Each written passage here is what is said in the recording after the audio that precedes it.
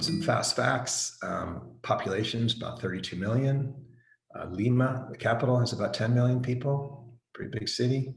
The official languages are Spanish, Quechua, and Aymara. And Quechua is the language that the Incas spoke, so there's still a lot of those speakers around. Aymara is one of the many kingdoms that the Incas conquered, but they're a southern kingdom in Peru, Bolivia. And so there's a lot of Aymara speakers, and many other languages are spoken in Peru, but these are the official languages.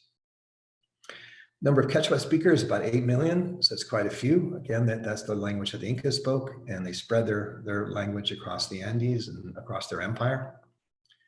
They're actually, before COVID hit, Peru has done pretty well in the last couple decades. They've come from poverty to being ranked as upper middle income. So economically, they've had a resurgence in the last couple decades. The largest industries are fishing, mining, and the third largest one is tourism, and that's because it's such a magnet for such a great place to visit. So that's a really big industry there.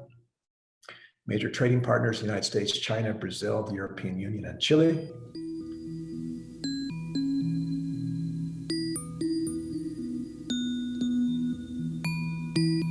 And among the many superlatives in Peru in the Western Andes are the enormous amount of biodiversity.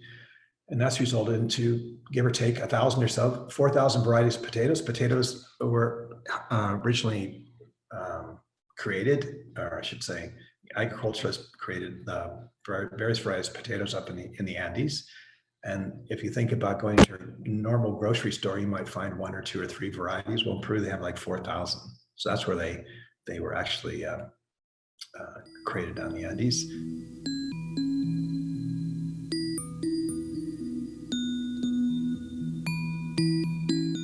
Same thing with corn. Corn actually was domesticated in southern Mexico, but over thousands of years it spread throughout the Americas, including South America. And in Peru, there's 55 different varieties of corn.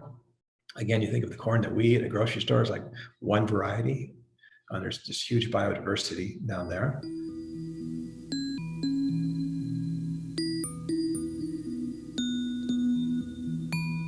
Huge biodiversity in fish species. Peru is number 1 in the world in number of fish species, and that's the freshwater fish species. More than 2,000, because they have the upper Amazon that comes in and all kinds of lakes and whatnot. This is a paiche fish, one of the largest freshwater fish in the world, and it grows up to 10 feet, over 200 pounds.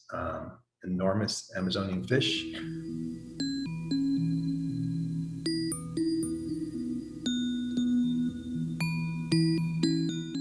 Depending on who you speak to, if you speak to a Colombian or a Peruvian, Peru's either number 1 or number 2 in bird species, but both Colombia and Peru vie for that record. Almost 2,000 bird species, which again just shows the huge biodiversity. This is cock of the rock.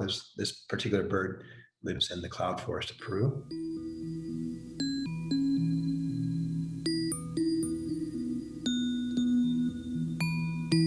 Number 3 in amphibians, 323 species of amphibians, huge biodiversity there. Number 3 in mammals, 460 different species of mammals, and they're still discovering mammals all the time, especially in the Amazon, new mammal species.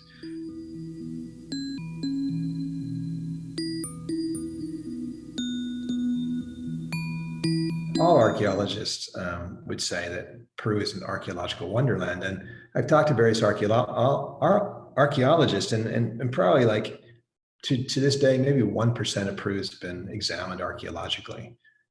It's just, it's an open air museum, and they're making discoveries every day, and they've only scratched the surface of what's under the sands, many times really well preserved.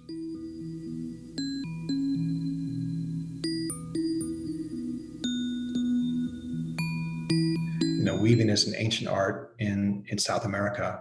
In fact, they said that it wasn't until the late 1800s that European textiles surpassed the fineness of textiles from Peru 2,000 years ago. They're like one of the masters in the world at textiles. They still are. This would have been a tunic from a noble back in the day, with all kinds of symbols that nobody knows what they mean anymore, but you can see really beautiful. And if you had been a person walking in the street, you would have understood what all those symbols meant and what the rank was and where they were from in the empire and that kind of thing.